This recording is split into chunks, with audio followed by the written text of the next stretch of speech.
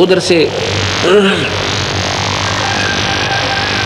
जब पार्वती वापस जाती है तो भगवान शिव उनको जान जाते हैं, क्योंकि वो भी इस काल निरंजन के हाथ में। भगवान शिव को अंदर में जाकर ये चांदना कर दिया, चेष्टा दे दी कि ये सीता का रूप बना कर गई है। उसने आके पूछा कि तू सीता का रूप बना कर गई है? वो हंसने लग जाती है कि नहीं मैंने कोई परीक्षा नहीं ली। तो भगवान शिव ने पार्वती को हृदय से उतार दिया, उसको पत्नी रूप में स्वीकार नहीं किया।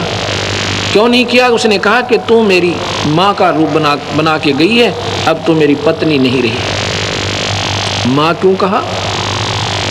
ये 3 भाई हैं, बड़ा ब्रह्मा है, दूसरा विष्णु है, तीसरे नंबर का शिव है।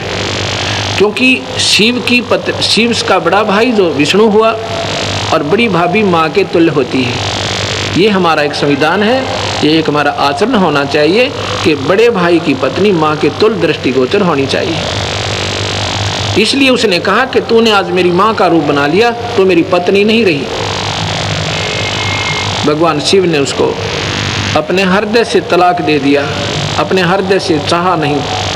पार्वती भी इस बात को जान गई कि अब ये पक्का अनाड़ी है और इन्होंने जो निश्चय कर लिया ये दोबारा स्वीकार नहीं करेगा तुझे। उसके बाद क्या होता है अब मैं शास्त्र सुनाऊंगा, पर आपने ऐसा लगेगा जैसा कि महाराज जी,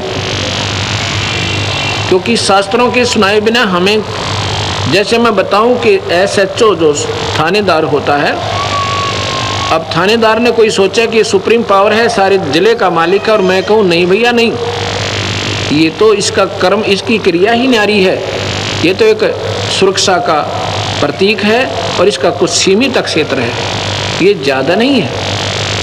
उसका जो पुजारी है वो महसूस कर सकता है, जिसने नहीं ज्ञान, क्योंकि वो तो उसने बहुत बड़ा शक्तिशाली मान रहा था। लेकिन वो थानेदार को थानेदार कहना कोई निंदा नहीं है, DC को DC बताना, तहसीलदार को तहसीलदार बताना कोई निंदा नहीं। कोई नादान उनको प्रधानमंत्री माने बैठा हो तो उसकी गलती है कि वो गलत सोच रहा था।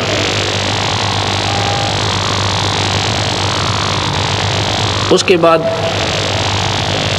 वो देवी जो है सोच लेती है कि अब यहाँ 2 तो घर में सदस्य हम और दोनों ही आपस में बोल नहीं रहे, तो मैं यहाँ से खिसक जाती हूँ।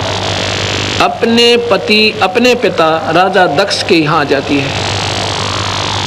पार्वती ने जबरदस्ती यानी ऊपर से होकर माता पिता की आज्ञा के विपरीत शादी की थी भगवान शिव तक।